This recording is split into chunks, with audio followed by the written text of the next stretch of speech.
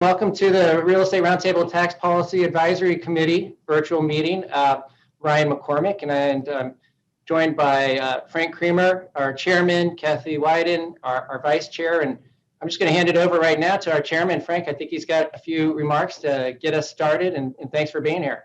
My pleasure. Thanks, Ryan. Good morning, all, and welcome to the virtual meeting of the Real Estate Roundtable's Tax Policy Advisory Committee. As Ryan mentioned, I'm Frank Creamer, chairman of TPAC. I'm joined by TPAC Vice Chair Kathleen Wyden and Roundtable Senior VP Ryan McCormick. Today is day 2 of the Roundtable's State of the Industry meeting. Hopefully, many of you joined the discussion yesterday. We heard from the Roundtable's leadership, members of Congress who will be setting the national policy agenda in the year ahead, and others. As we all know, political control in Washington has shifted. This will have important consequences for tax and economic policy. But the basic principles that guide our efforts are nonpartisan and remain unchanged. The tax code should ensure that tax rules closely reflect the economics of underlying transactions and activities, avoiding either excessive marketplace incentives or disincentives that distort the flow of investment. The tax system should facilitate capital formation and appropriate risk-taking, while also providing stable, predictable, and permanent rules conducive to long-term investment.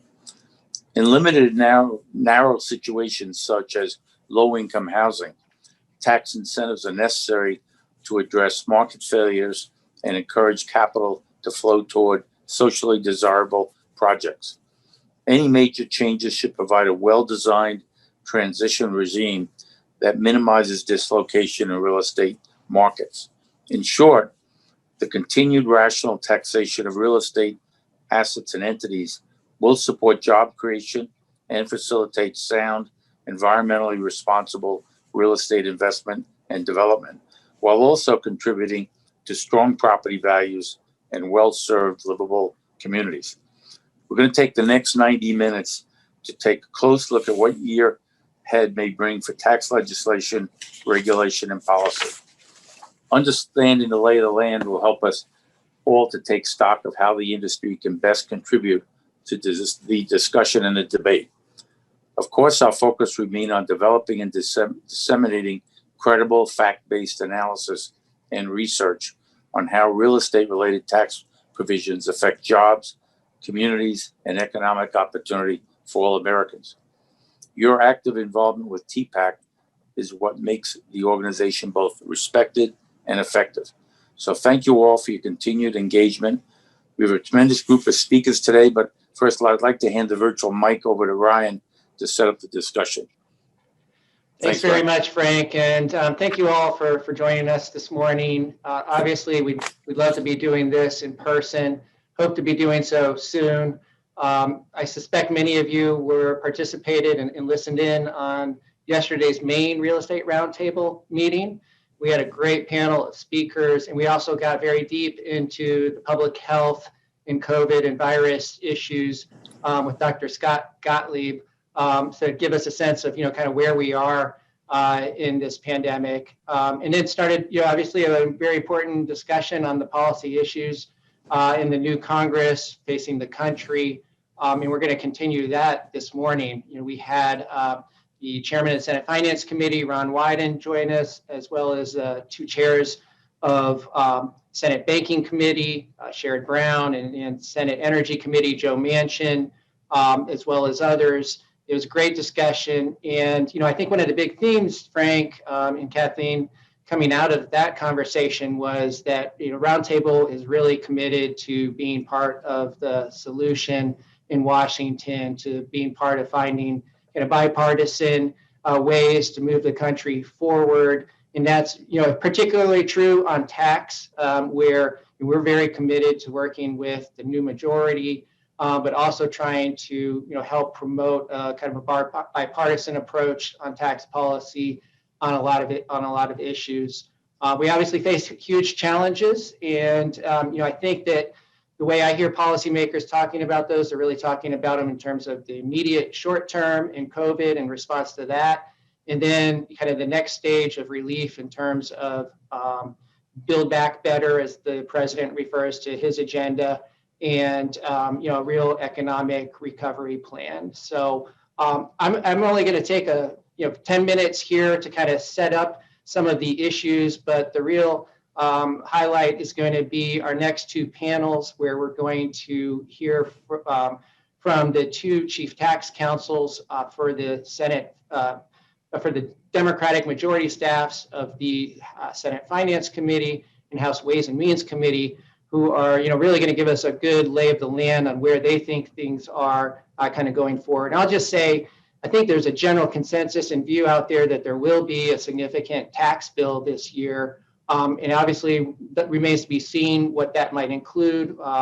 There's a lot of ideas being discussed. We don't know yet exactly how that will come together, but it's going to be a really important year to be active and involved and engaged in Washington and monitoring these issues, being involved with our tax committee, and we'll of course continue to be really active on the advocacy side on what these provisions and ideas and proposals would mean for with our industry and kind of the broader economy. So what I'm going to do now is, assuming things go well, I'm going to share my screen for a few minutes, and then I know we have all our speakers here.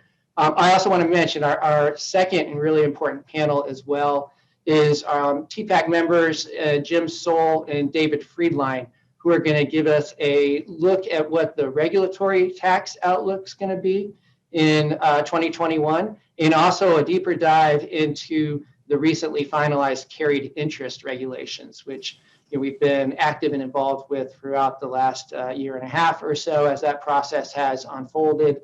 And now that we have final rules there, really important for you all to be familiar with those, and I'm sure many of you already are. But so at this point, I'm going to just set up some of the big kind of congressional and tax proposals going into the 21st, into 2021.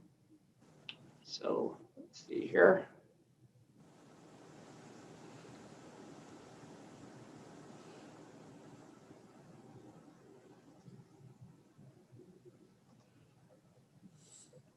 Great. Hopefully, if that's working out. If anyone cannot see the slides that I've posted, please let me know. But real estate related tax proposals in the 117th Congress. So I broke these up a couple ways. One is pandemic tax relief, which I would call the unfinished business. Obviously, a lot has already been done. Really important legislation that I'm not going to spend time kind of reviewing what's already been done, but want to touch on a couple of the tax provisions that remain outstanding that would be really important to real estate. And one of those is the idea of a safe and healthy workplace tax credit. The idea here is to create a kind of refundable payroll tax credit that would cover a portion of the business expenses incurred to prevent the spread of COVID-19 in the workplace. So think about all of those, plexiglass and cleaning and extra costs that are being incurred by business. This is really helpful to the reopening process, and we've been supportive of that effort. There is legislation in both the House and Senate, and it was included at one point in the Senate Republican proposal. So that's one of the ideas that's out there.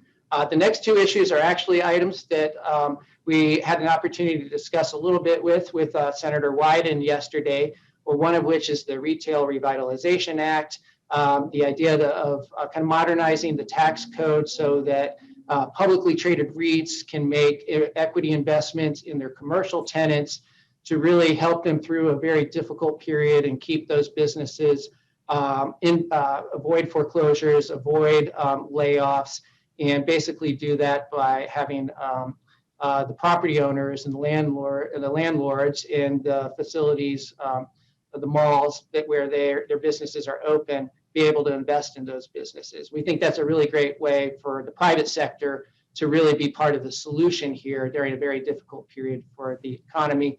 There's a bipartisan bill in the House. Representative Schneider and LaHood, we believe that'll be reintroduced very soon. Those are two members of the Ways and Means Committee, and there's some momentum building for that.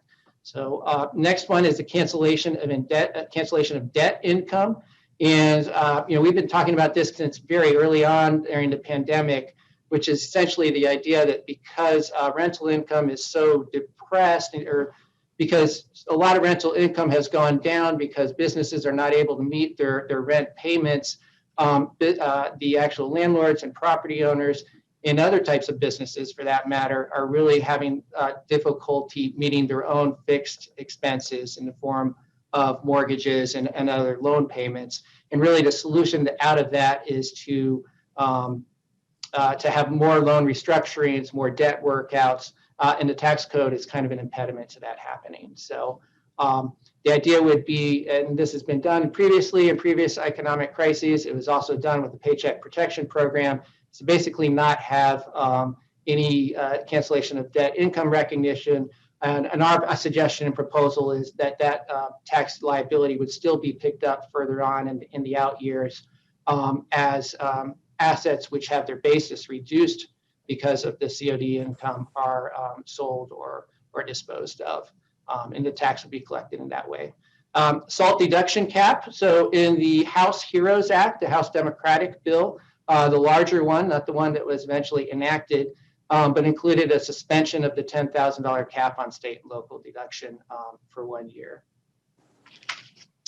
And then I want to briefly talk about presidential candidate Joe Biden's tax proposals. And I think the key language here is candidate Joe Biden. So these are proposals he put forward during the presidential campaign. We don't know exactly what tax proposals he may put forward as part of his first budget submission or as part of his economic recovery plan. But these are some of the big ideas that would be important to real estate that were floated during the campaign period. An increase in the capital gains rate on long-term capital gains and dividends, creating parity, and actually raising it to 39.6 because you assume that the individual rate would also go up from 37 to 39.6. And that would apply to taxpayers earning over $1 million. Pass-through business income, so the idea of repealing the 20% deduction for pass-through business income, Section 199A for taxpayers earning over $400,000. And in real estate, in the context of his caregiving and education workforce initiative, the candidate Joe Biden suggested that would be partially paid for by quote, rolling back on productive and unequal tax breaks for real estate investors with incomes over $400,000. There was no official kind of campaign documentation on what that means, but a lot of the press reports and conversations and supposedly kind of briefings given by campaign staff, the reporting on that suggested the idea was to limit like-kind exchanges and to limit the deductibility of real estate losses. Other proposals, stepped up basis, taxing unrealized capital gains at death. So not just moving to a carryover basis, but to making death a taxable event for purposes of built-in gain. And then a first-time homebuyer tax credit, provide a $15,000 credit. It would be refundable and advanceable. So the idea is help use that to pay for your down payment for first-time home buyers. Expansion of the low-income housing tax credit, and he didn't get into specifics there, basically said we're going to invest $10 billion into expanding the low-income housing tax credit. And of course, a lot of improvements have been made there. Much our next speakers have had a lot to do with that expansion of the low-income housing credit. So we've been really grateful to see those improvements made.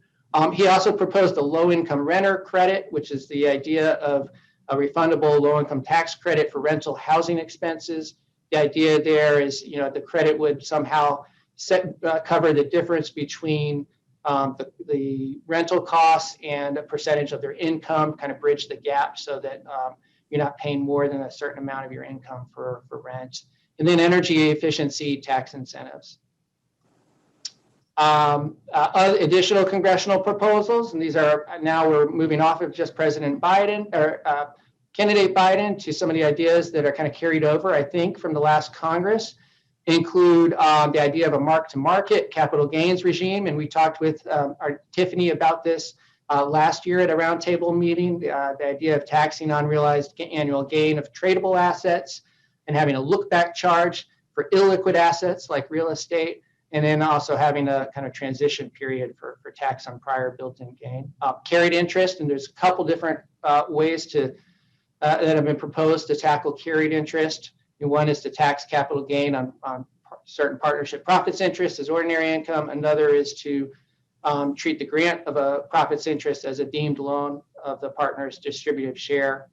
And then a middle income housing tax credit, which Senator Wyden emphasized yesterday, the idea of a credit to developers modeled after LIHTC, but with higher income thresholds.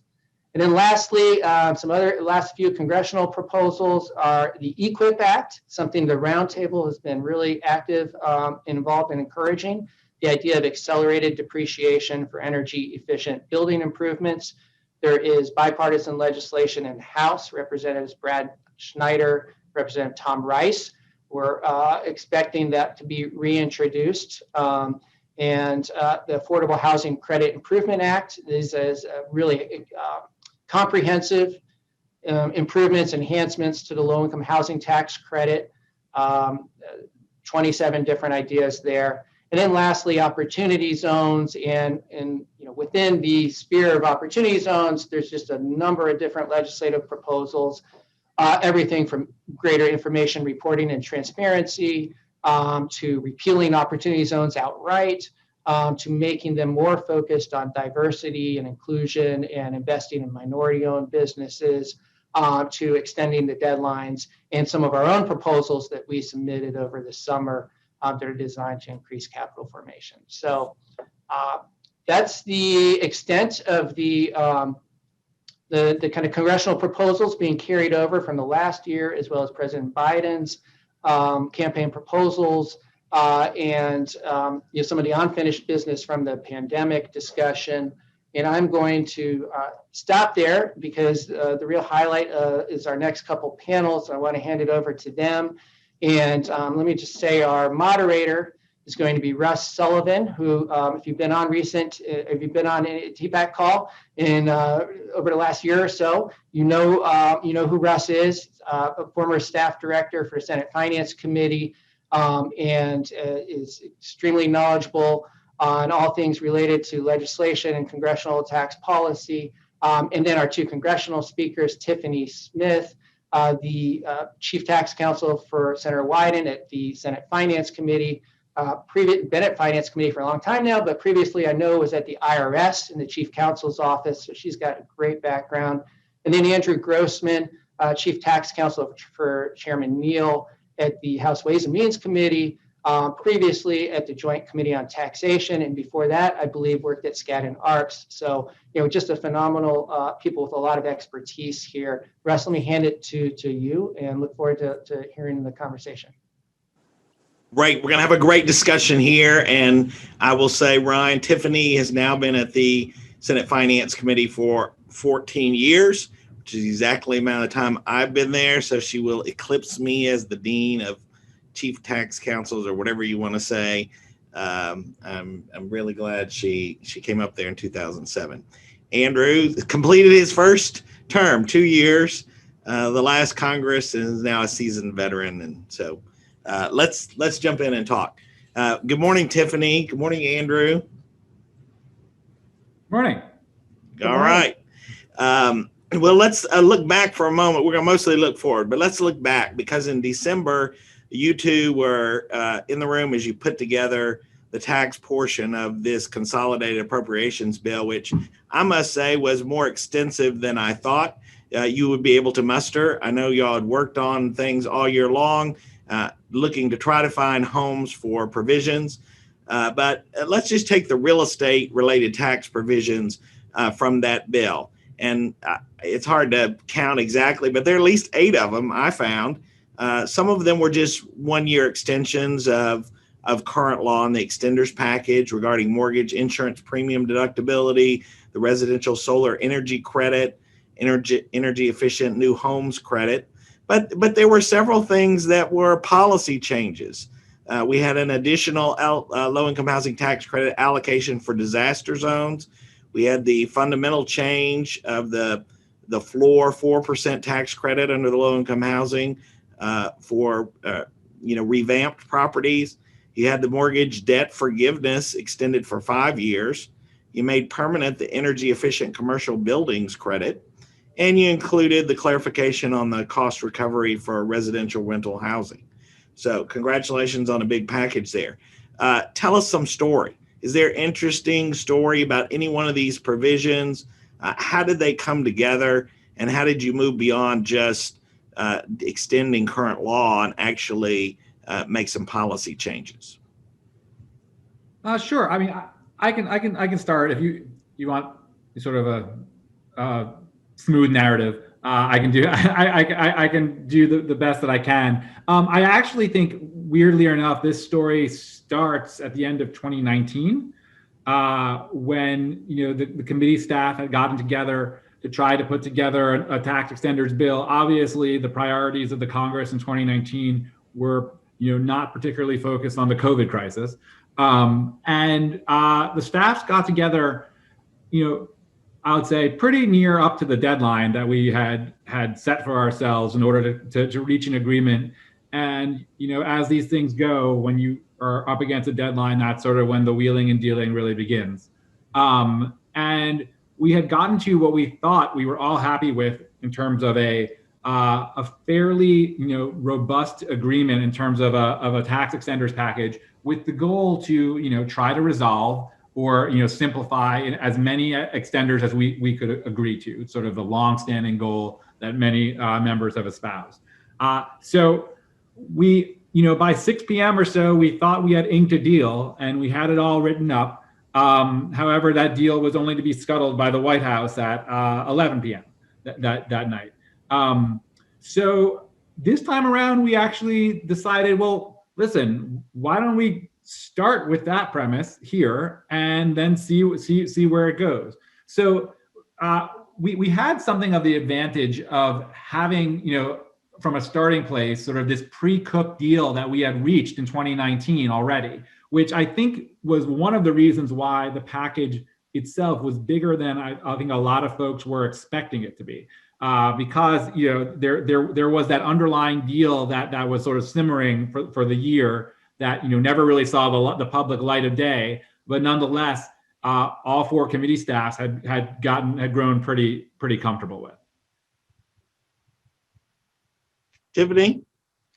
And something that we should also say, COVID also offered some different opportunities earlier in the year. Our offices, Ways and Means, and our office worked a lot on low-income housing tax credit proposals for emergencies. We also, Senator Wyden introduced a disaster package that included the LIHTC proposal. So our teams also worked on developing that policy. It looked like we pulled it together rather quickly. We actually had conversations, bipartisan and bicameral conversations, over a couple of months, having the conversations about where we could fall on different policies. And so our teams had been working together on different areas to see where we could get some bipartisan agreement, and a little bit of back and forth. But Andrew's right, it did start in 2019, and so that gave us a good starting place. But working throughout the year on different policies also helped. At the same time we were doing the extenders piece, we were also trying to figure out what we might be asked to do for COVID. So we were running that a little bit on 2 tracks. So was this kind of a negotiation where everyone had to support every provision, or was there a little bit of horse trading, like this one's a real high priority for Democrats, this one's a real high priority for Republicans? We'll swallow your provision if you swallow our provision. Which kind of negotiation was it? My view is actually was something of the latter, but not obscenely so.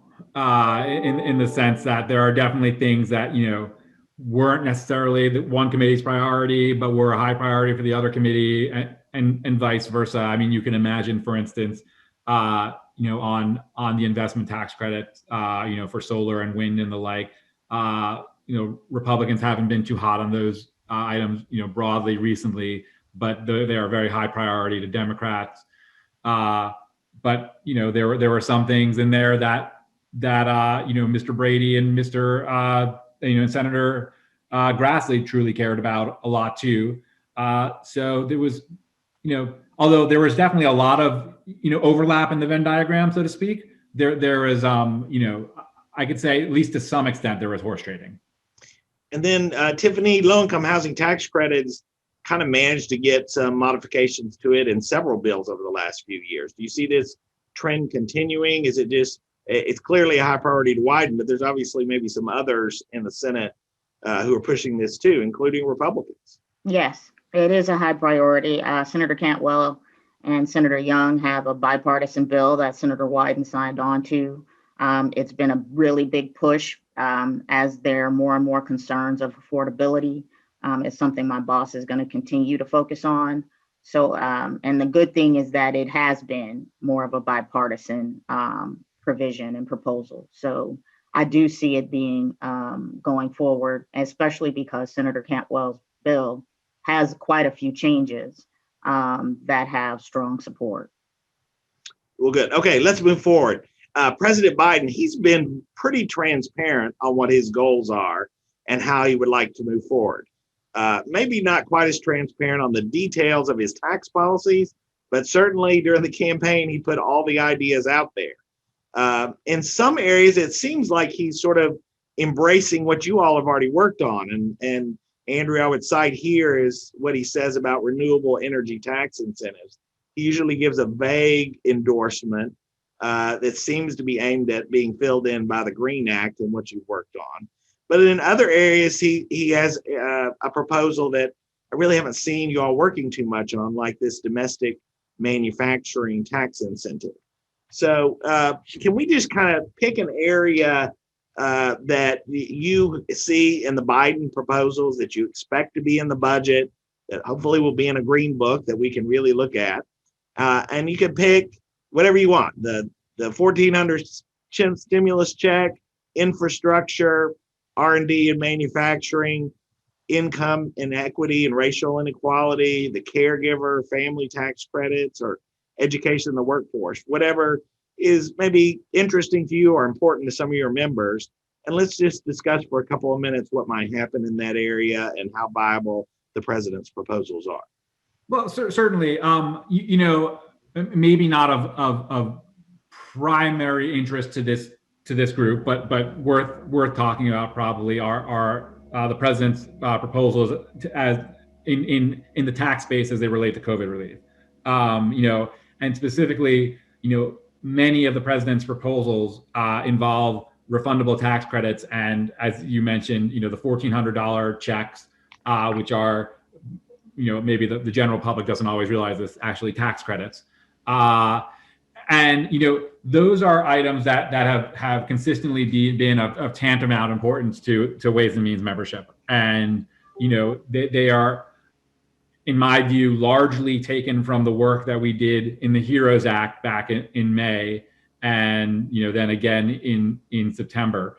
And so I think you can certainly expect some version of those temporary provisions to pass the House and get to the president's desk at some relatively soon. I'd be remiss if I didn't also plug President Biden's infrastructure initiatives generally. I also am really looking forward to reading the Green Book, to see what kind of meat is on the bones of his specifics. Obviously, the House passed HR 2 last year, which we view as a significant starting point in any discussion on infrastructure legislation. Generally, obviously, that had green provisions as well as provisions related to Build America bonds and other tax finance, tax-driven financing provisions related to infrastructure. So I certainly hope when we see the proposals, they look to that bill for maybe not identity with the bill, but an indication of where our members' heads are in terms of their interest. So Andrew, would you say that this infrastructure bill is likely a second phase project, maybe this summer, late spring, in the Build Back better part of the agenda after you get through with COVID legislation? And are you confident that you can include some of these energy tax provisions? We're interested in the energy efficiency side of it, of course, but broadly, it's important for the country as well, and the climate change initiative. Yeah, timing wise, it sort of depends on how much of a break they want to give me and Tiffany in terms of, like, do we get Easter off? I'm not sure. It's clear that the agenda is ambitious and the need is great, and there is, not a whole lot of patience is not the right word, but there's not a whole lot of time to waste here in terms of getting these priorities done. So suffice it to say, I imagine that yes, it's probably something that we will be taking up after COVID relief. Not exactly sure on what time frame, but yeah, it certainly will depend on the contours of what the administration is looking for. Tax is certainly one piece of the green energy initiatives, but not the only piece. Part of this will depend on whether or not this proposal will be done in the context of budget reconciliation. Obviously, where it's much harder to do pure regulatory initiatives and easier to do initiatives that affect tax and budget in some way. I don't see any obvious reason why those provisions couldn't be included in such a bill, provided that there continued to be the political will to do so. All right, Tiffany, COVID infrastructure, you want to comment on that, or you got some other ones you want to sort of lay out for us? I can comment. I think infrastructure, Senate Democrats have put out 2 blueprints in the last couple of Congresses, and so it is a high priority. Of course, the definition of infrastructure is pretty broad. It includes broadband, housing, schools, a lot of different areas. But this also overlaps with some of the president's proposals relating to income inequality and racial inequity. And so this past summer, the Senate Dems put out a short plan on addressing racial inequity. And part of that included housing proposals relating to LIHTC, down payment for first-time home buyers, which is a build on the first-time home buyer credit, a renter's credit for low-income folks. So those are areas that my boss has an interest in, and that we've worked on.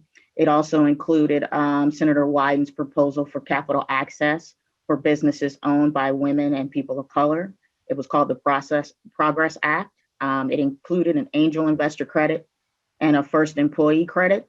Of course, that it was more focused on the demographic of those businesses, the income thresholds for those women and diverse businesses.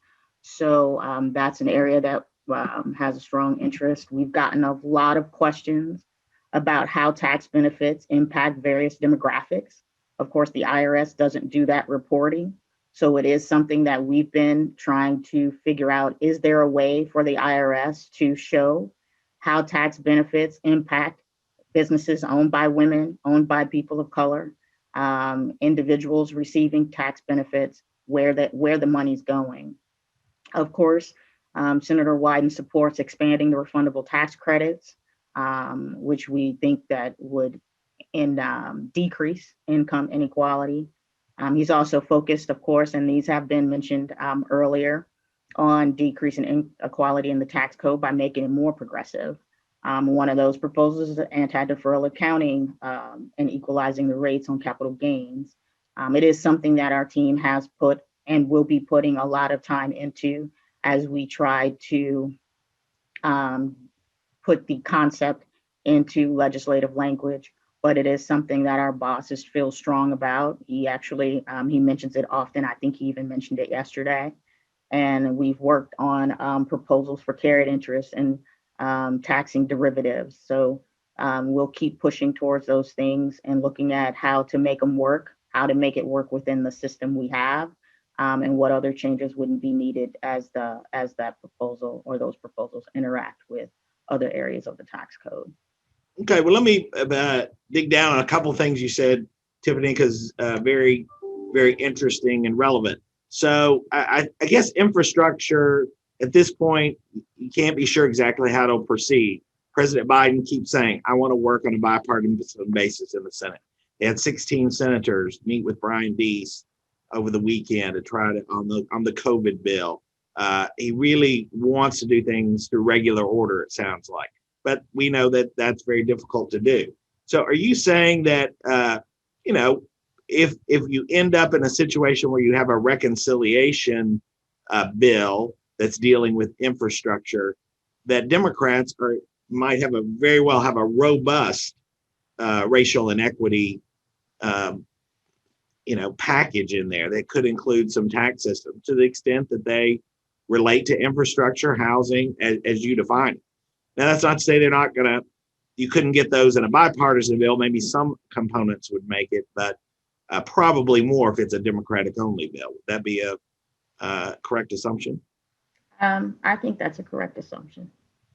Andrew, any comments? Is the House willing to expand infrastructure broadly to include some of these other big priorities that Biden and members of Congress have talked about? Sure. Obviously, dealing with racial inequities is something that's extremely important to our committee. We put out a big report on inequities just at the beginning of this Congress, and certainly always welcome talking to Tiffany about any ideas that she and her boss have on stuff. Okay. But to be fair, the proposals that have been put out as they kind of overlap into both, right? Proposals for affordable housing hit at racial inequity and inequality, but also hit under infrastructure when it comes to building more affordable housing. So just depending on how the vehicles emerge, you'll figure out the best place to put those on the table. That's correct. All right. I don't want to spend a lot of time on process, but a couple, you have already mentioned it, so I got to address it. In the Senate, you have a very 51-50 if you count Vice President Harris's vote. House is also very close between Democrats and Republicans. I'm going to set aside the filibuster debate because it sounds like they sort of resolved that Democrats are not going to agree that they'll never get rid of the filibuster, but at least two Democrats have said they wouldn't vote in order to get rid of that rule. So let's assume that we're proceeding for now. Either you got to get regular order 60 vote bills or reconciliation. So Tiffany, you have the most limits in the Senate under reconciliation. How are you going to determine which bills Congress is going to consider under regular order and which ones go under reconciliation? Is that just based on how many votes there are for the bill? The ones that tend to be partisan are going to end up in the reconciliation? I think that members are going to decide how they move forward. Right now, we've been given the direction to be bipartisan, try to get bipartisanship. And so, reaching out to our counterparts is a big part of that. Reconciliation, of course, is a privileged legislative process. It requires us to do a bird bath because it's a fast track process with a simple majority vote. So I think some of the vote counting does come into play, but it's hard to say when the decision will be made that, okay, we've tried this one route, let's go another route. Of course, we're subject to what is called the bird rule, which of course limits what can be included in a reconciliation bill. For example, we can't touch Social Security payroll taxes at all. Provisions can't increase deficits outside the window, which, as you know, means that provisions can sunset. And we've seen this before, 2001, EGTRA, 2003. We did part of ACA in 2010 through reconciliation. There was ACA repeal, we call it a dry run in 2015, where we went through and birded the Republican bill. And then we did reconciliation or bird twice in 2017, once on the ACA repeal and then on the 2017 tax bill.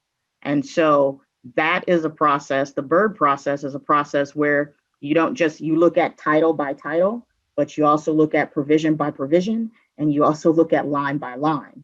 So you could have a situation where a provision survives BIRD, but there are lines within the provision that don't. For example, there is a reporting requirement, but there is no revenue impact on that reporting requirement. Part of that reporting, part of that provision is stricken while the underlying proposal stays. So it's more of a, sometimes it's hard to tell, or we make judgments on what will be birdable and what's not. And then we go through the whole process of walking through that with the parliamentarian. But is it correct to say that the precedents are going to allow 2 reconciliation bills in 2021, one on the current year budget, if you pass a resolution that'll spin out at least 1 tax bill, and then the same for the next fiscal year? That has happened, and yes, that did happen in 2017. So there is precedent there. But also, you can get reconciliation instructions for 1 spending bill, 1 tax bill, debt limit. Just happens that in 2017, the ACA bill had tax components. So, but yes, there is precedent there.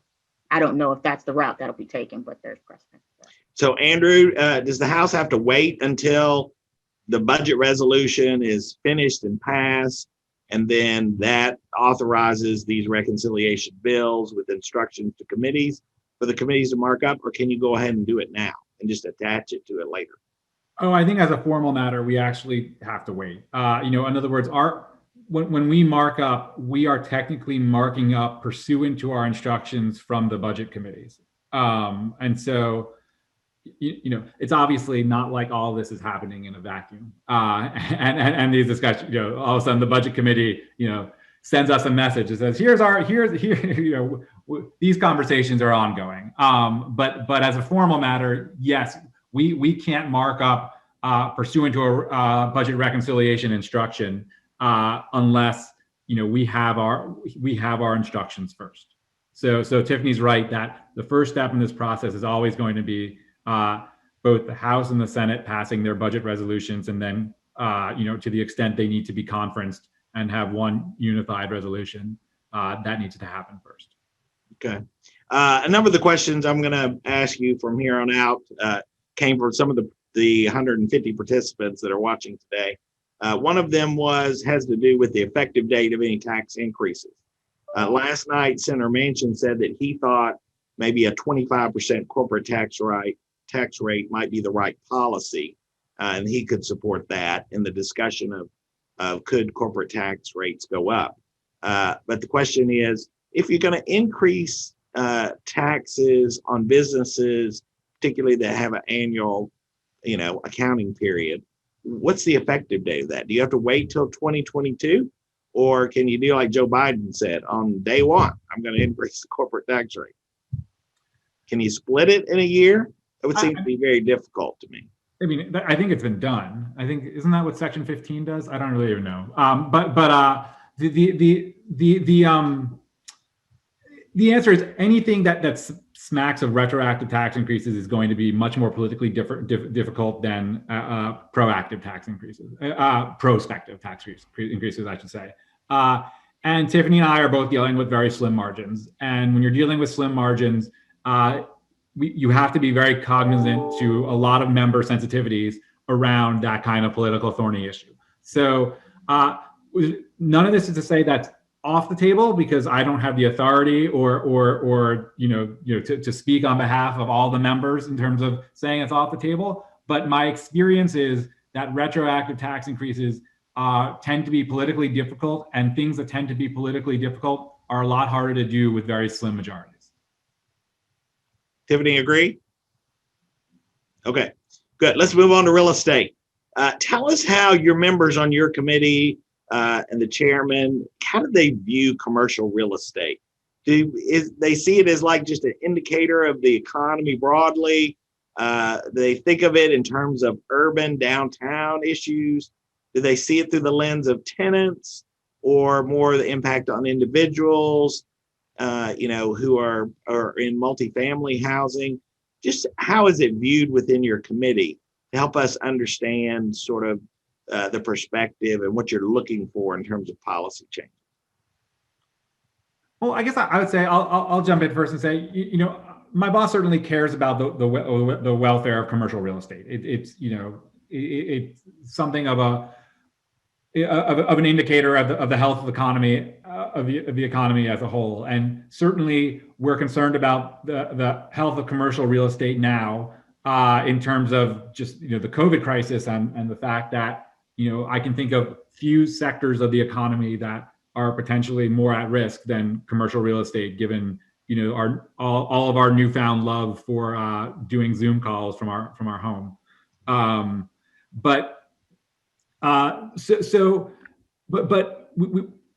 Its importance is not just to the investors in commercial real estate, although obviously that's a part of it. The importance is also to the surrounding communities that have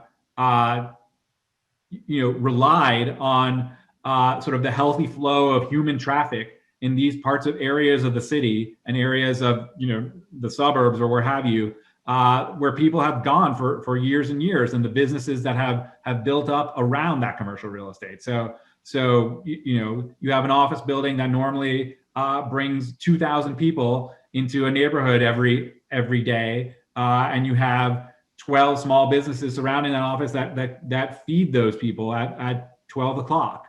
The health of that market, relates not only to the flow of funds to the investors in that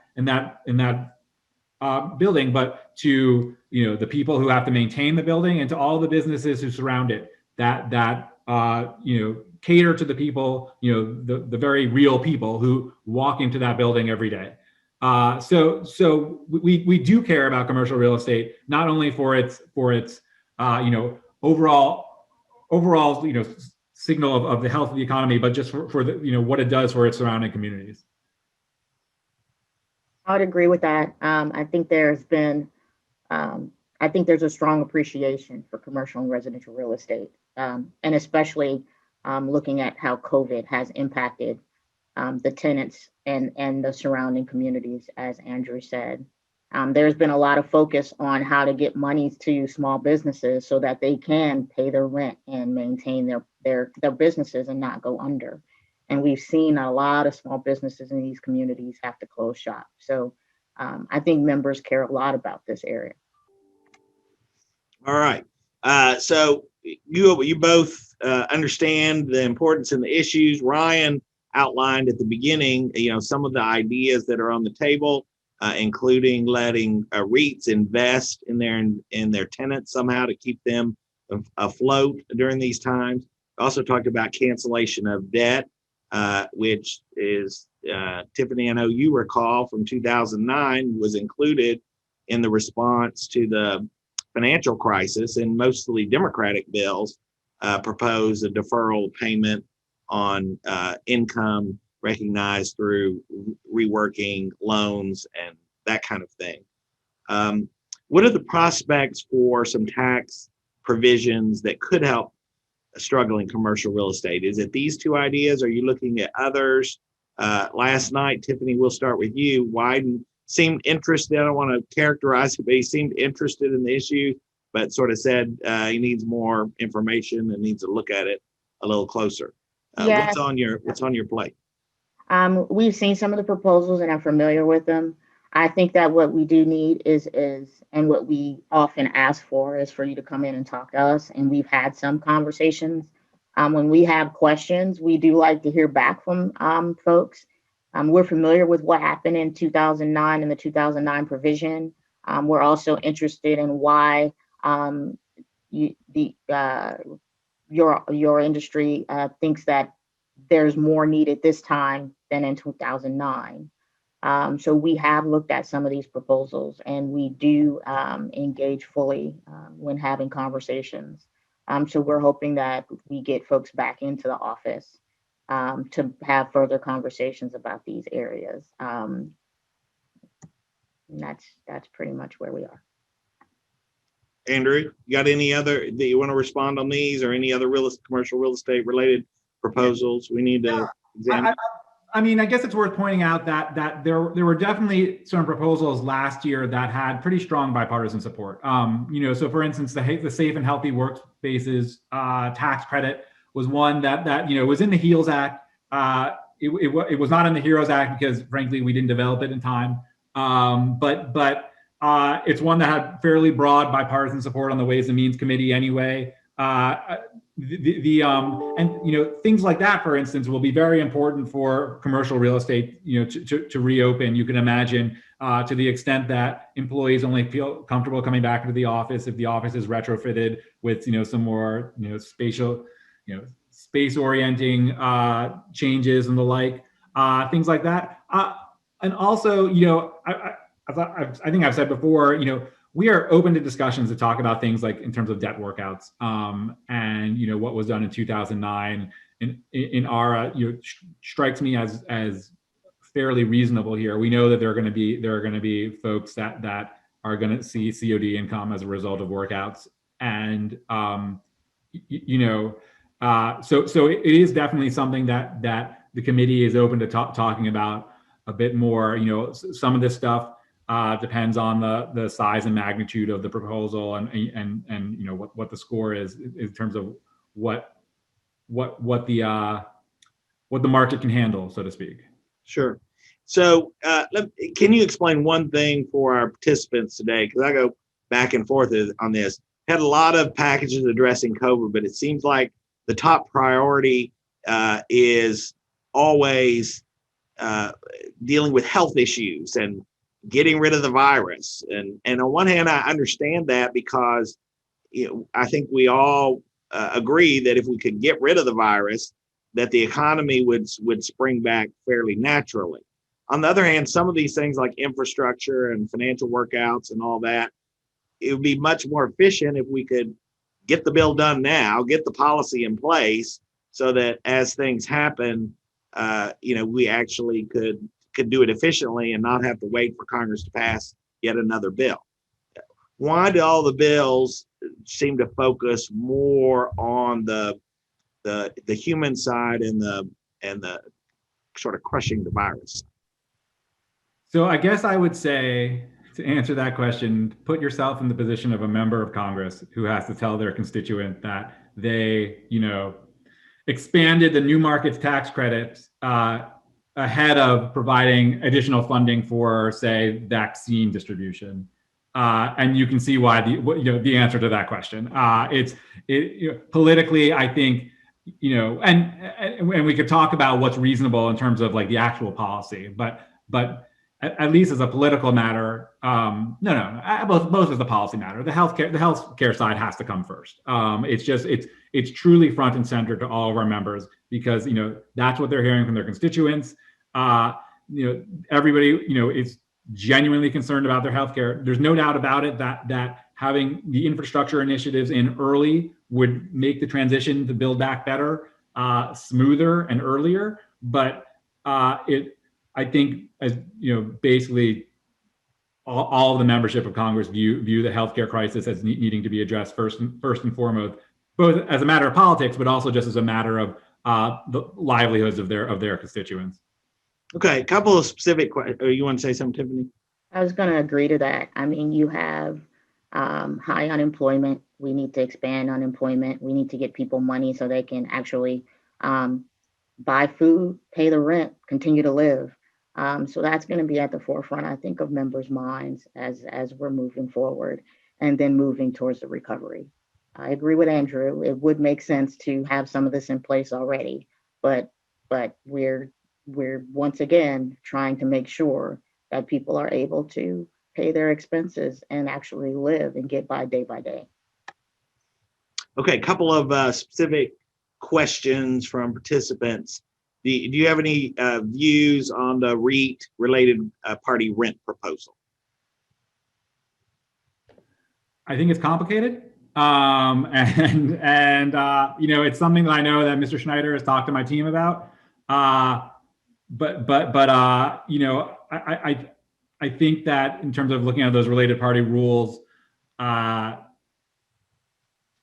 the proposal takes a bit of a hammer to them, as opposed to maybe more, where a chisel might be more appropriate. But those are details that we can talk about offline. Okay. and with my team who knows more about it than I do. I'm with Andrew. We did have some members that seemed to have some interest, but they didn't introduce legislation. I think we've had meetings on it. Of course, I have members on my staff who are more familiar with the rules in detail, and we're happy to have continued conversations. I think we're also interested to see what kind of estimate we get back on those changes. All right, like-kind exchanges. Pre-pandemic, the Biden campaign proposed eliminating, quote, loopholes and special preferences for real estate as a pay-for. And most people have sort of presumed, and there hadn't been much pushback, that what he's talking about is Section 1031 like-kind exchanges.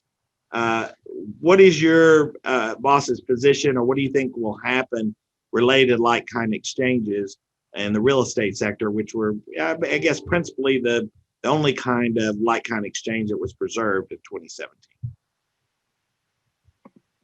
Is it going to be one of the offsets? I think we're going to have to look at it. I'm going to want to see if Treasury puts it into its green book first and foremost. Like-kind exchanges are certainly not the top thing that my members talk about when they talk about offsets. Right now. Now, maybe that's because there's not as much money in like-kind exchanges as a lot of the other offsets. But it's a type of thing where our having more information on sort of the importance of 1031 to the real estate, the real estate industry, especially since 1031 is often used in commercial real estate, and given the state of commercial real estate right now, information like that is going to be valuable for our members to have. And so, to the extent that this bubbles up. And I think the primary area that it would bubble up would be in the context of a green book from the outset.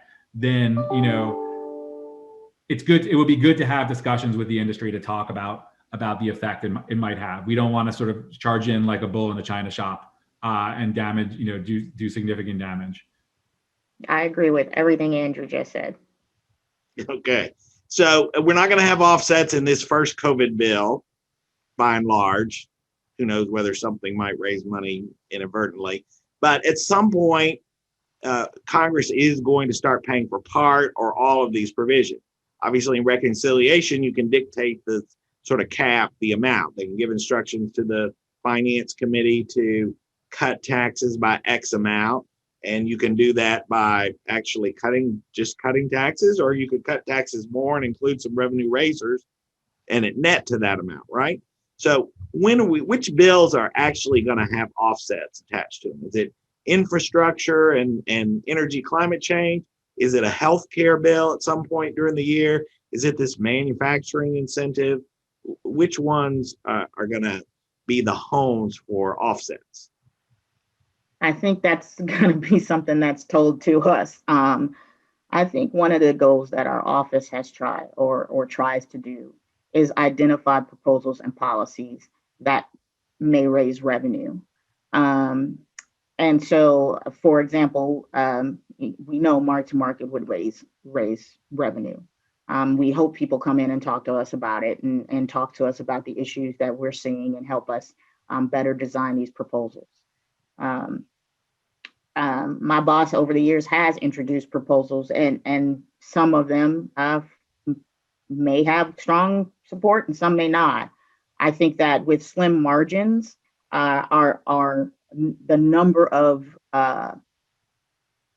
revenue raisers gets smaller because you have to make sure everyone is on board with those proposals. As you know, there aren't a lot of proposals that are what we would call low-hanging fruit anymore. Information reporting, for example, which we've done in the past, a lot of tax administration proposals don't raise a lot of revenue. But we try to, not just for these purposes, but to develop ideas and policies in anticipation of the need for offsets in any case.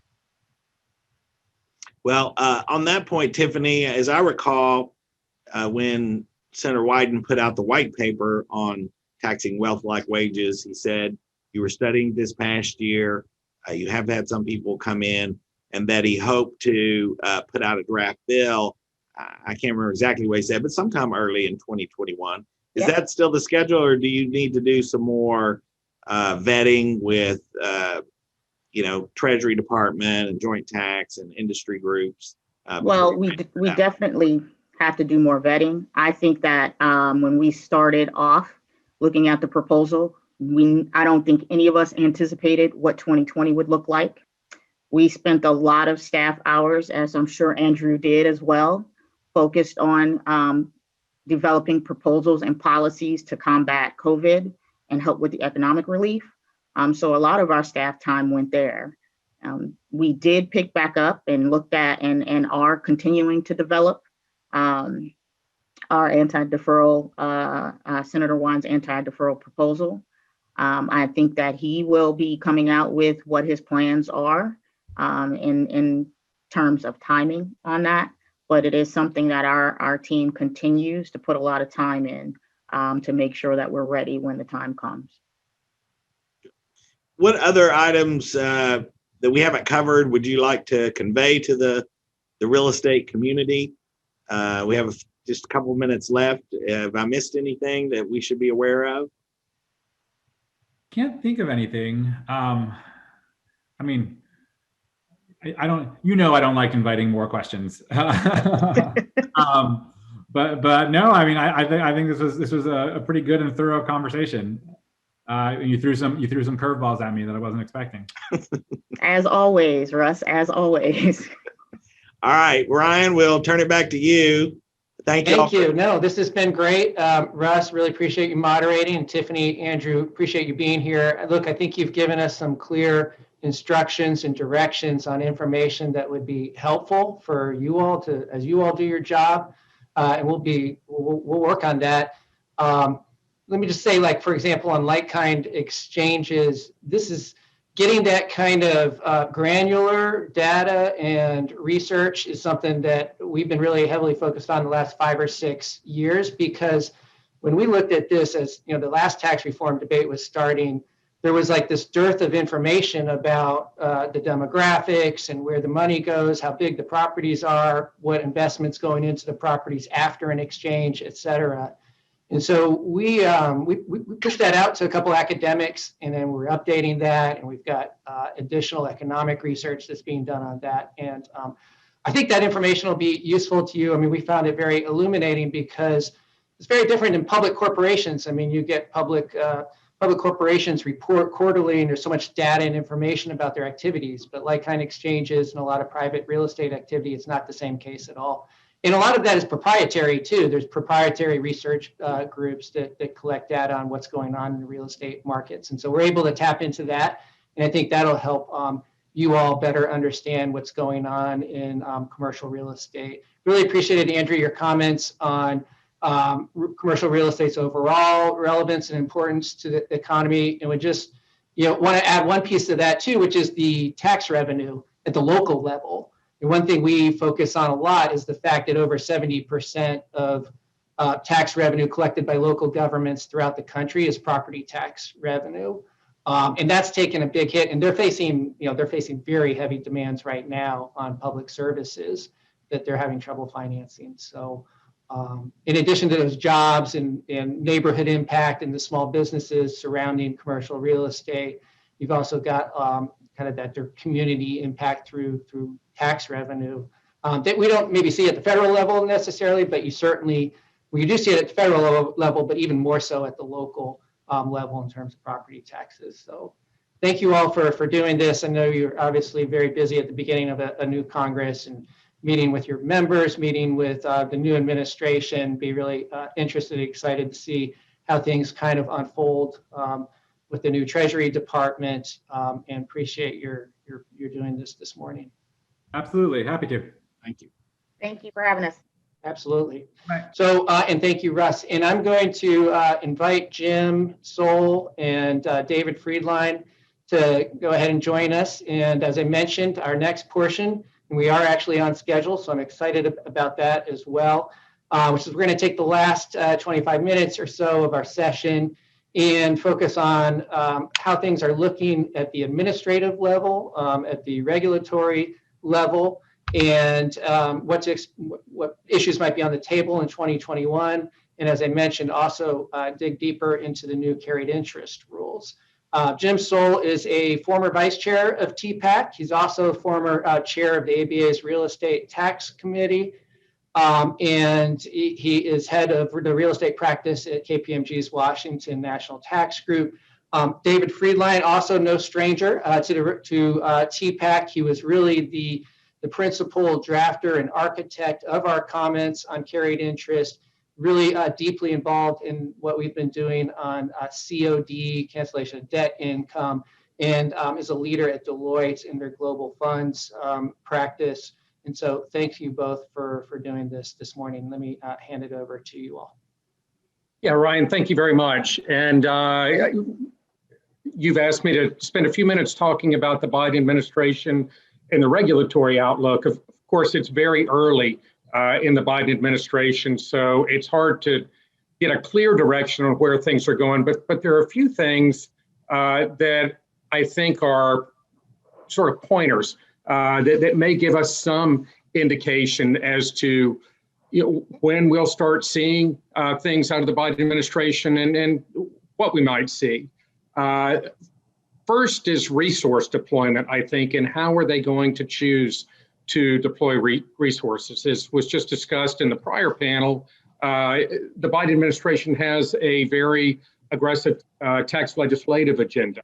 And the Green Book was mentioned. It was actually reported in Blue Book yesterday. There's a Treasury representative who said they should bring back the Green Book. That is, under the Trump administration, they ceased issuing the Green Book in connection with the budget. The Green Book often has a summary description of tax proposals that are being considered by the administration.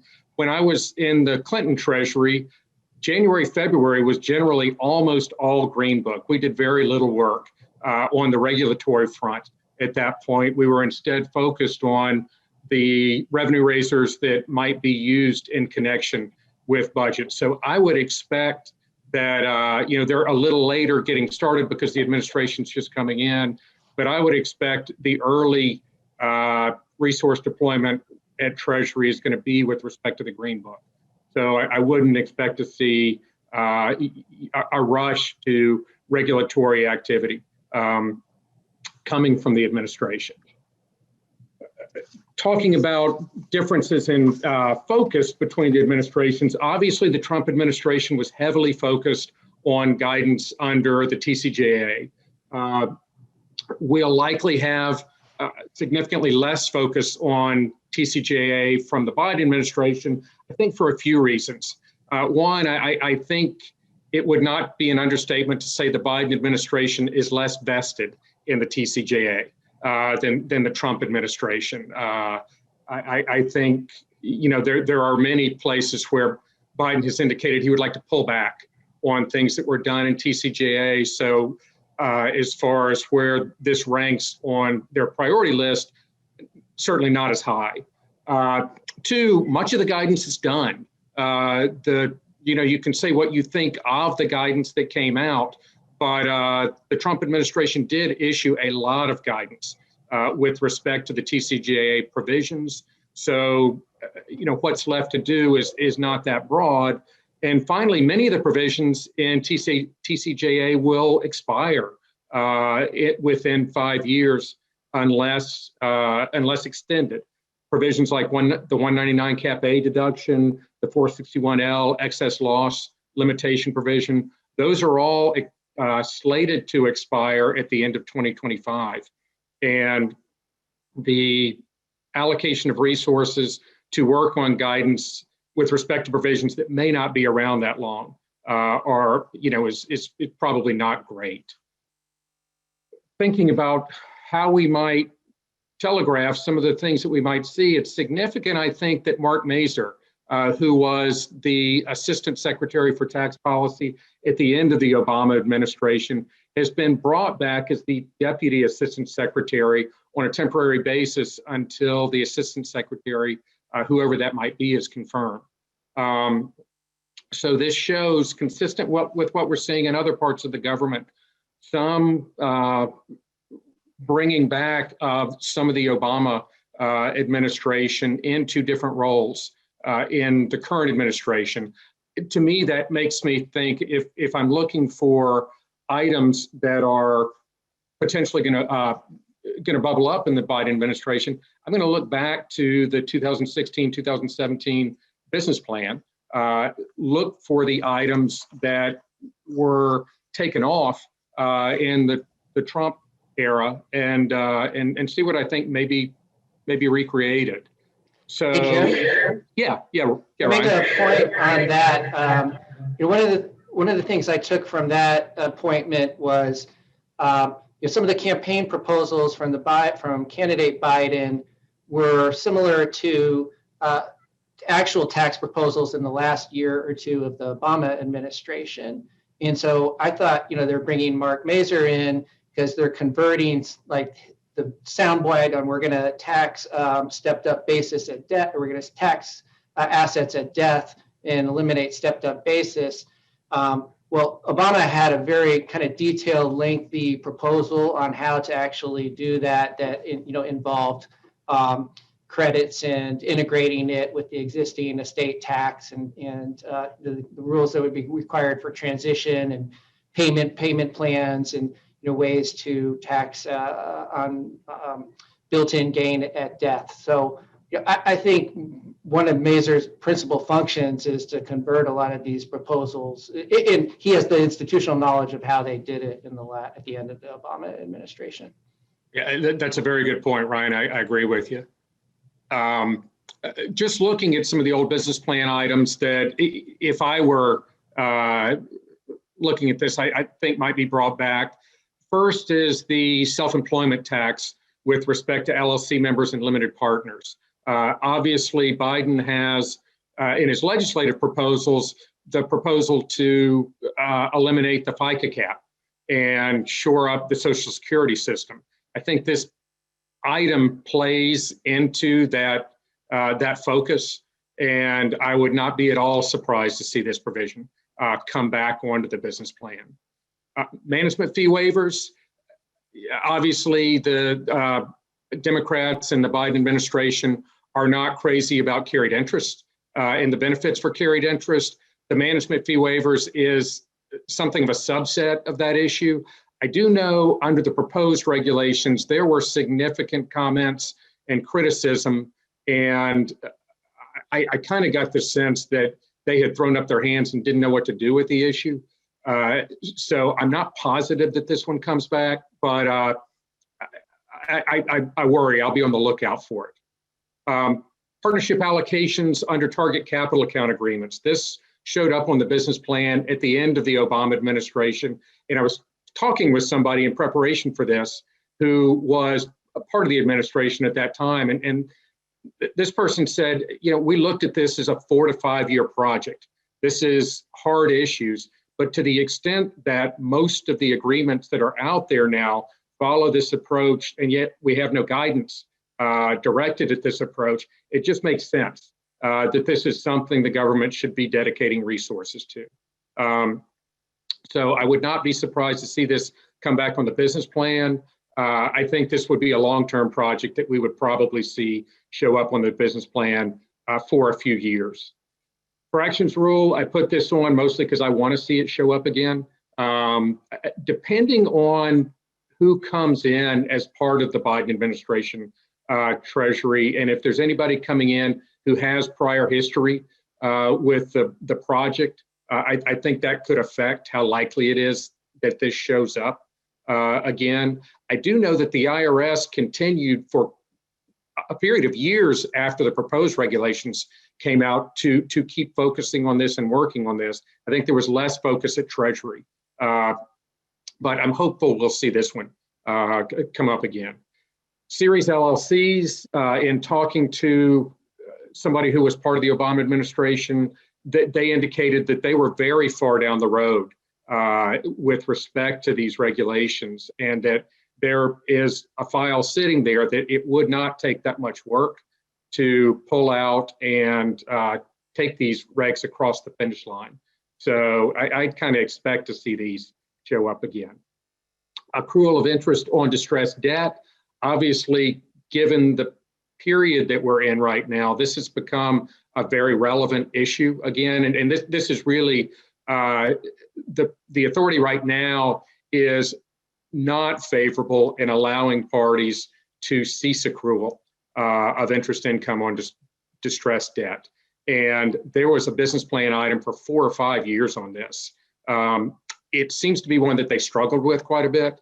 So I'm not positive it comes back, but the timing would seem right for this to be reconsidered.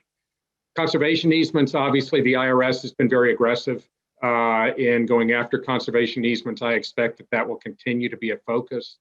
There was an item on the Obama business plan. Hey, Jim, can I just jump in and say on conservation easements, my understanding that's going to be a big legislative topic as well, that there are congressional proposals there. I mean, I know that there's an investigation at Finance Committee, but I think that's going to lead to activity. I mean, I don't know what the division is between regulatory and legislation there, but I know it's attracted the attention of members of Congress.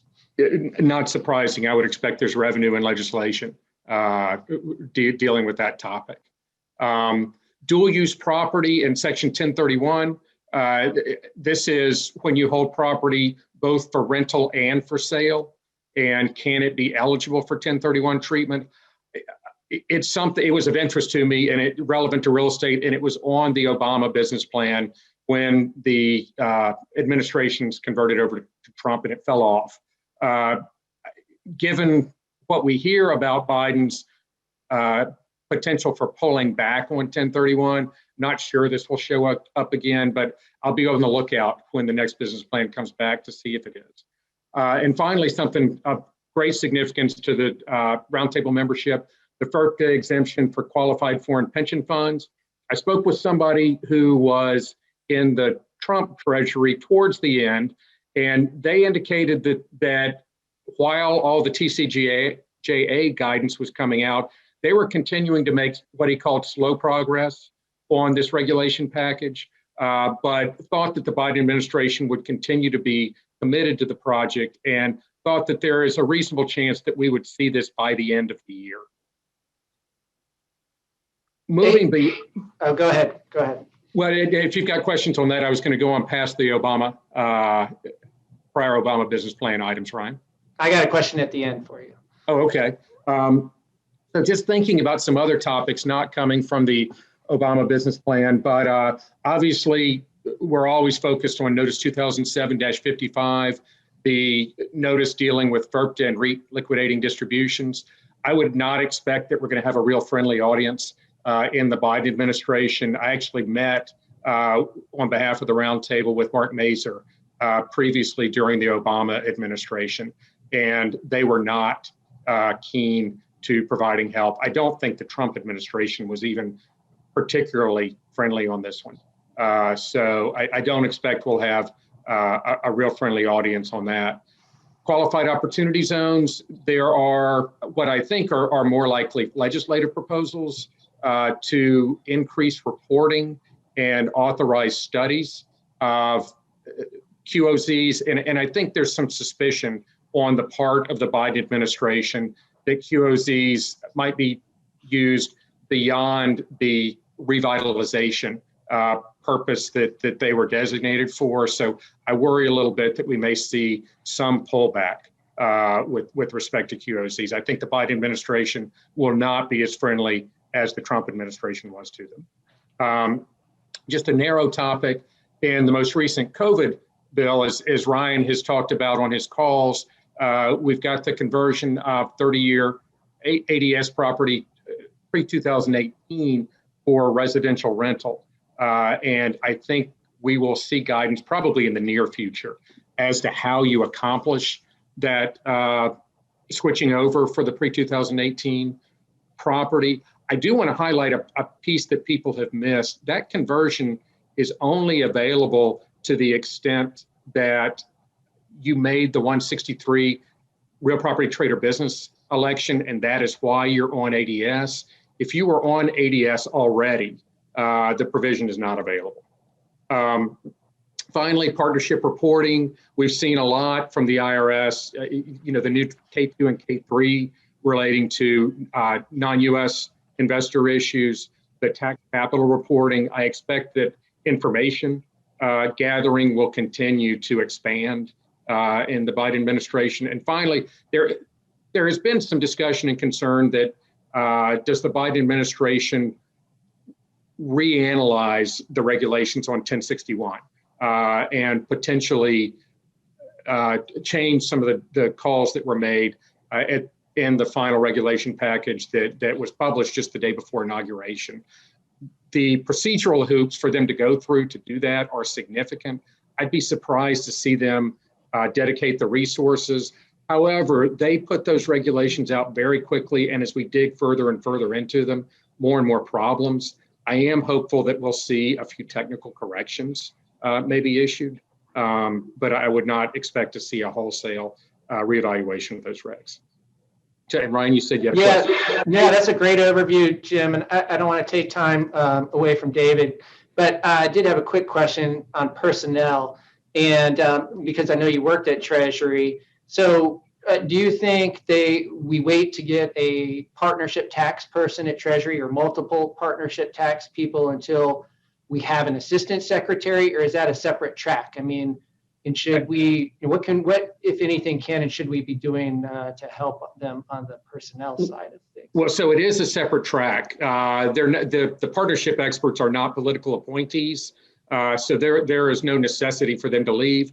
Roger Pillow came over from the IRS and is working on pass-throughs guidance, and he's only been there for a few months. So I think there will be continuity with him. Brian Remke, who is the other person, and he's spoken to the roundtable before. He's now been there for a while. I've not heard anything about him giving consideration to leaving. But just given how long he's been there, I wouldn't be surprised if he makes a move, over the next year or so. Okay. Well, thanks, Jim. And I want to jump over to David. And I just want to note, you mentioned foreign pension fund FERPA exemption. Our next speaker is not just a carried interest expert, but also an authority on that piece of it, because I know he wrote articles on it, and he's also been involved heavily in our comments on the foreign pension fund exemption. So if you have anything you wanted to add on that, David, but otherwise, I'm sure people will be interested in what you have to say on carried interest. Thanks, Ryan. Yeah, we're still waiting for final regulations there. Some good comments, observations we got from Kenny Jericum during our panel this time last year that we had live. Maybe some helpful comments, but yeah, no word on those at the moment. Ryan, Jim, it pains me to say this, but the Gators won the golf college championship on my home golf course yesterday. Congratulations. Thank you very much, David. Yes. My heart goes out to you. Thank you. We're now repairing all the divots. I think quickly on the final regulations here on 1061, another concern I've got is whether they'll live to see their effective date for 2022 calendar years, given what was said by Munchin yesterday and the comments today. Jim, any observations there? It's interesting. So there, as was discussed, there are two bills that are often discussed for carried interest, Levin and Wyden. But with the way the regulations ultimately came out, many of the guardrails that are included in Levin are now in the 1061 regulations. It would be almost as easy to eliminate the 3-year hold in 1061, and then you've almost got a Levin bill. So I don't, hard to handicap how things will move, but I'm not so sure that 1061 goes away, or instead maybe 1061 becomes the more onerous provision that we're all worried about. Yeah, to me, the clear direction that those that want to legislate on carried interest will go is to work within what they have and extend the holding period. And there's been some outside press suggesting they do that. I know I haven't seen any member of Congress, pick that up, but it just seems, if they want the easiest path of least resistance, I would think they're going to work within Section 1061. Right. I think if we end up with something that's just ordinary income or imputation of a loan, these may seem like the good old days, but we'll see.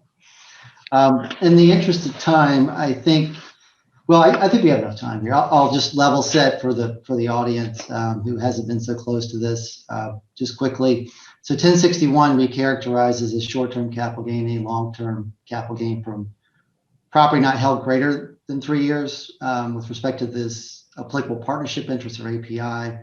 And an API is a partnership interest issued for services in an applicable trader business. An applicable trader business is an activity conducted on a regular, continuous, and substantial basis that consists in whole or in part of raising or returning capital and either investing or developing specified assets. And specified assets include investment in rental real estate. We spent a lot of time with that definition, as we'll talk about. An API does not include a capital interest, the so-called capital interest exception. And Section 1061D, which we'll talk about, has a special rule for transfers of APIs to related persons. The legislative history refers to a related person as a family, but also a colleague of the taxpayer. The statute, we felt pretty comfortable, did not include 1231 gains. And by the way, Ryan, do we have the slides up?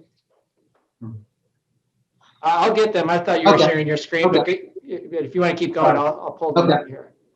The 1231 gains, meaning rental real estate gains, are not included in long-term capital gain for this purpose. I think we'll go straight to the page on final regulations as a way of talking about the proposed regulations. In the final regulations, so these are effective for calendar years 2022 and forward. As you know, we wrote a comment letter addressing 3 areas. One was just the scope of these regulations and, do they apply to any real estate joint venture or partnership?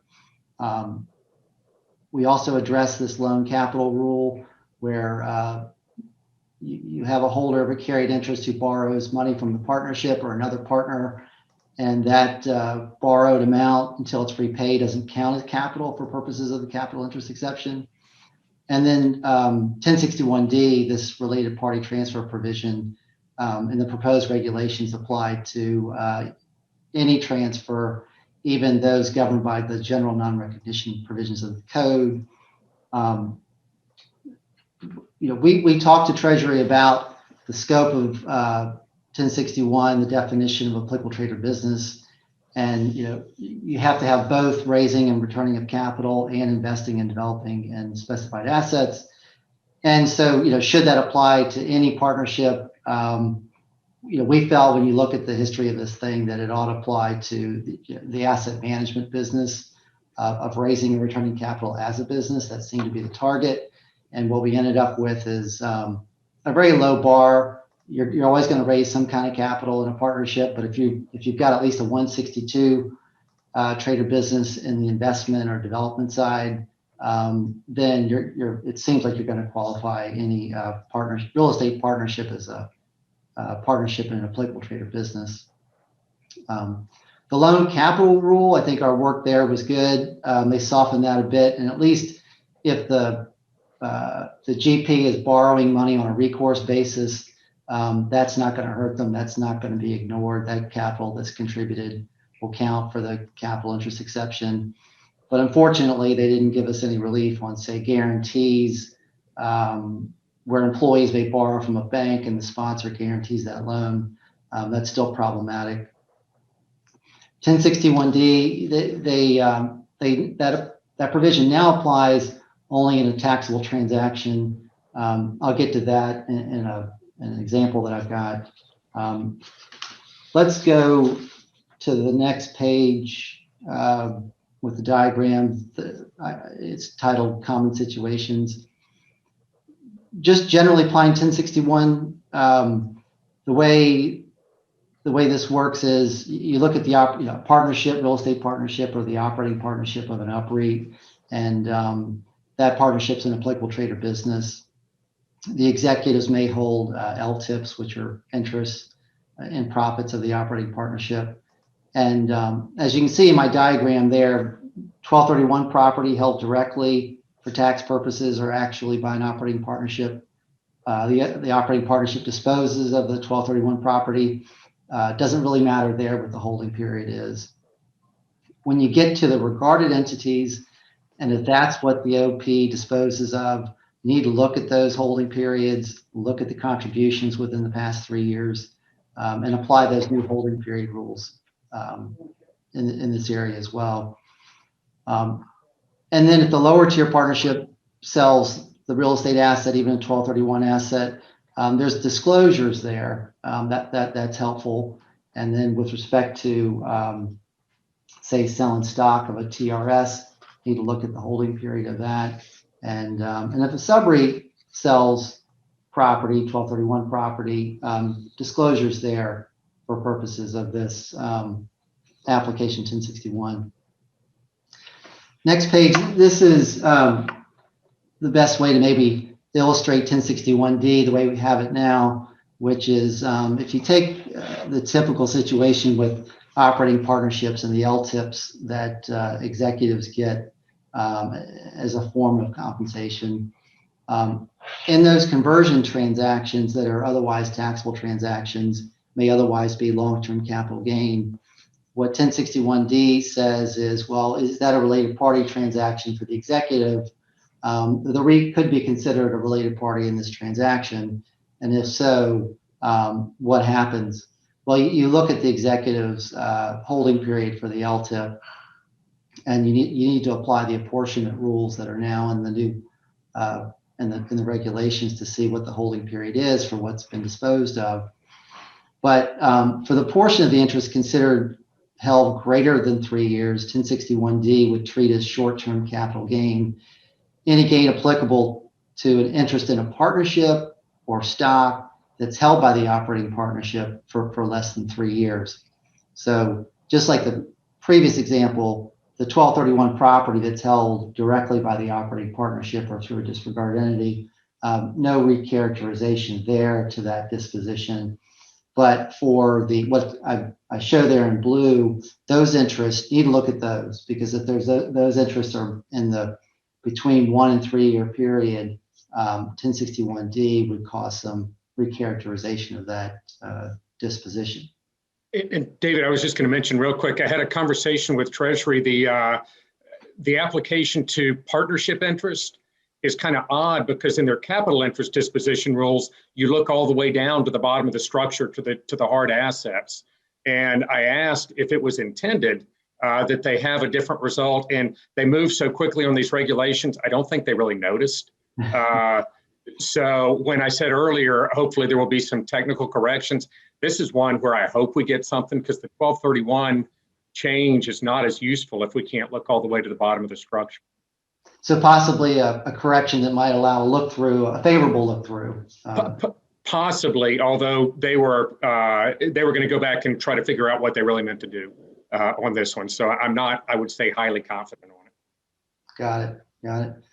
Ryan, I know we're running out of time. At the last page, I think people can maybe get this deck and read it. But with respect to REITs, I mean, we know partnerships have to make disclosures of these 1 year, 3 year amounts and 1231 amounts. REITs, it's interesting, if they're going to designate their dividend as a capital gain dividend, they may disclose the 1 year, 3 year amounts and so on, but they're not obligated to do that. If they don't do it, you have an sort of unfair rule that the implications upstairs is that there's an automatic treatment of that capital gain as short-term capital gain. Ryan, I'll pause there if you want to say anything further. I know we're running out of time. Thanks, David. And this is great. And we'll be back to this issue again. And I'm sure that if people have questions, also I encourage them to send them to me. We have distributed these slides. We're happy to do so again, and appreciate you putting them together for us. So we are running up against the end of our TPAC meeting, and certainly we look forward to getting back meeting in person. We have a little bit longer period of time, a few hours instead of an hour and a half. But I thought this was a good overview. We got some good sense of legislative direction and a great overview of what to look for regulatory wise and some of the biggest end of year rules, which really, as kind of David emphasized, happened so quickly, kind of came together for a regulatory project in pretty breakneck speed as far as Treasury goes. So and I'm glad we got involved and engaged with Treasury kind of at the early end of the process. I think that helped us on some of the big questions. Well, thanks everyone. Thanks Jim and David and Russ. I think our congressional speakers have left us. Frank, I don't know if you're still there and want to say anything as we close out. If not, we'll be continuing with our Zoom calls monthly, first Monday of the month, 4 p.m. And hope people will join us for those. Frank, anything you wanted to say? I don't know if you can you hear me, Ryan? I can hear you fine. Yeah, I want to just thank all the very, very important, very substantive experts, if you will, and really appreciate your valuable time being directed our way. So thank you very much. And as Ryan said, we will follow up in one of our meetings coming up and on any questions in detail, etc. But for today, that was really an excellent overview from experts, and really appreciate your valuable time. Okay, thank you. Thanks, Frank. Thanks, Kathy, and we'll see you all soon. Bye-bye.